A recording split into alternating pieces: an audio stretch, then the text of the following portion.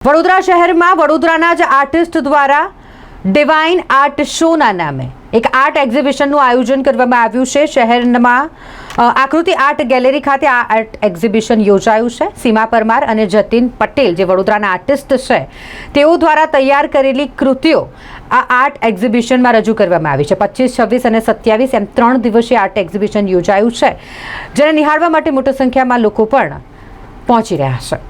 હું સીમા પરમાર છું। આ આર્ટ એક્ઝિબિશન જેનું નામ છે ડિવાઇન આર્ટ એક્ઝિબિશન, જે આકૃતિ આર્ટ ગેલેરી ખાતે તારીખ 25, 26 અને 27ના રોજ અહીંયા પ્રદર્શન ખુલ્લું મૂકવામાં આવ્યું છે। તો હું વડોદરાની જનતાને અપીલ કરું છું કે તેઓ અહીંયા ચોક્કસથી મુલાકાત લે અને અમારા કલાકારોને પ્રોત્સાહિત કરે।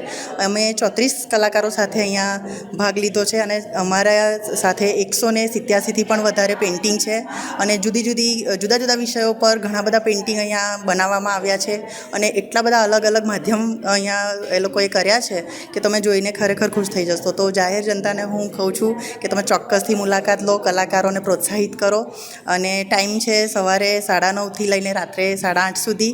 તો આજે અને કાલે 2 દિવસ હવે એક્ઝિબિશન છે, તો ચોક્કસથી બધા મુલાકાત લેશો। મારું નામ Seema Parmar, curator of this art exhibition.